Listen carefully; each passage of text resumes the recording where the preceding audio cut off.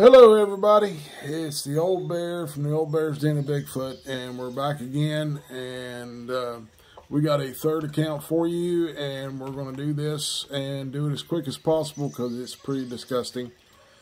Anyway, this group of 6 people, 4 men and 2 women, had a very bad encounter with Bigfoot, the bad type of Bigfoot, the Genoskwae. And the reason I say they're Genoskwae is because 4 of them didn't make it out. Anyway, they think they were Druids. They thought they were Druids. And when they were going to this certain spot that they lived in, and this account comes from up northern Ohio, northwestern Ohio, and near the Michigan border. And they were going out in the woods and doing these rituals of what druids would do to try to summon. They thought they were, Wiccans or something of that nature, and they had been interested in it. But that wasn't the only reason they were going out there. They were going out there and having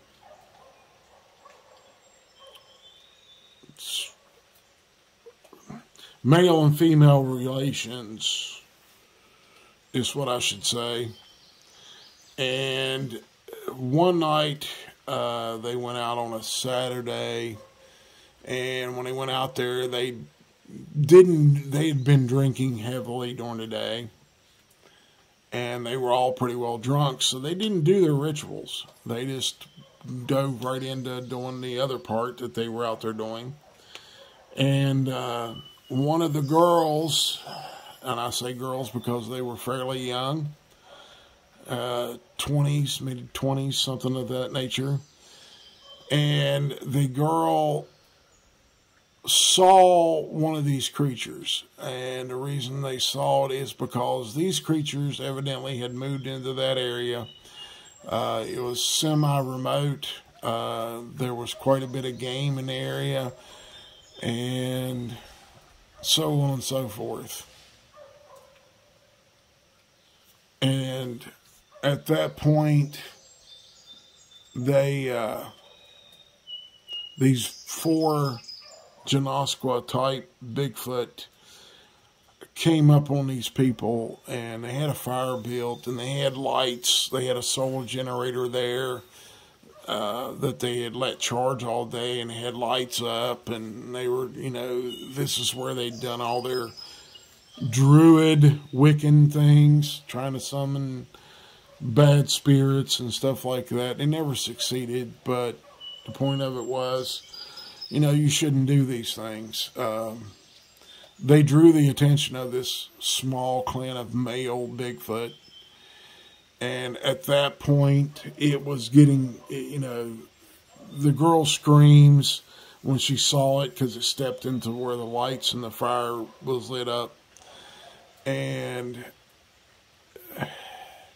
from the account from this woman and man that made it out alive, one of them head was crushed. The other female's head was crushed by a Bigfoot to shut her up. And one of the guys his head was turned around to where he would be looking down his back towards his rear end.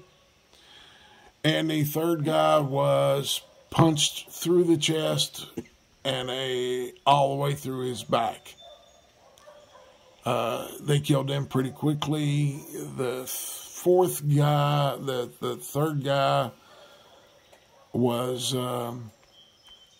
opened up, kind of disemboweled, and he got out with the girl and the other guy, and he was carrying his insides, holding them in, and when he got out, and they got help to them because they had cell phones in their cars, they called 911, and by the time the ambulance got there, the guy passed.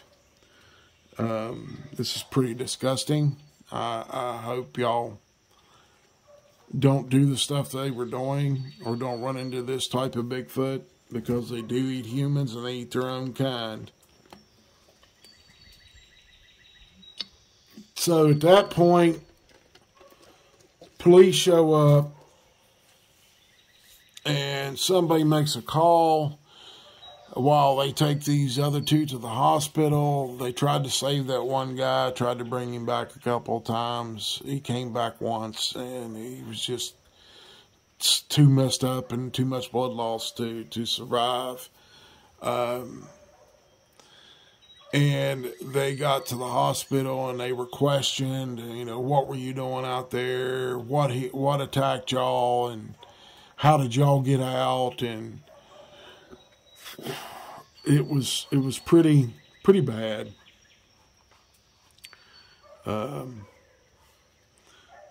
So they got to the hospital, and everything that went on at the hospital was covered up. All the reports that the hospital had were taken out and destroyed.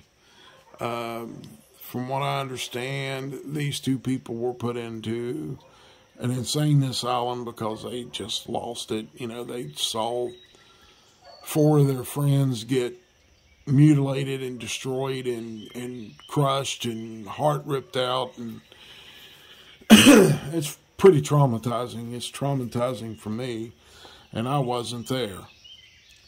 But at this point, they, you know, they're placed in an insane asylum, and they were, nobody knows where they are.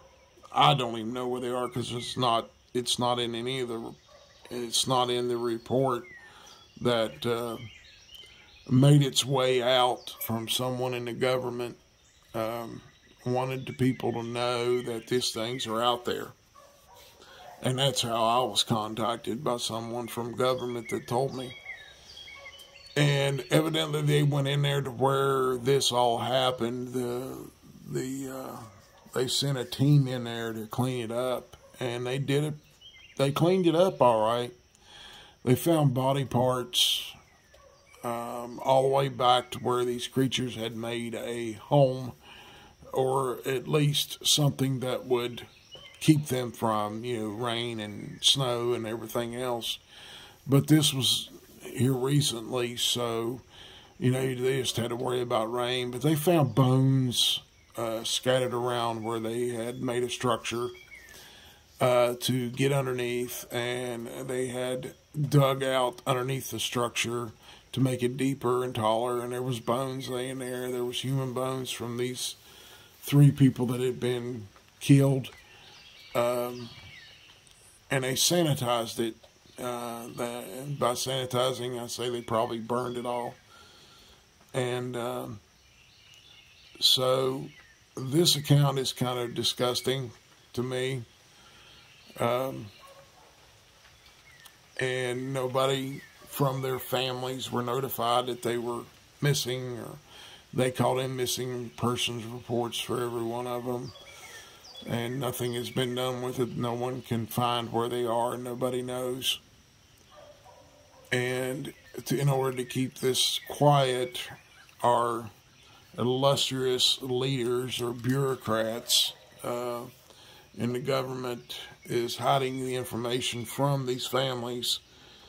And I hope it makes it to some of these families. And if you live in the Toledo area and are missing a son or a daughter, I hope it makes it to you to let you know that it's a possibility that your children were killed and eaten, and I really don't like that idea. But I know this one is short. There's not a lot of detail to this one, because only a partial report was given to me. But they do take the reports on these creatures, and they do go in and take care of the creatures that, harm humans. And I'm not going to say I hope you enjoy this one, because I don't. I don't enjoy bringing it to you.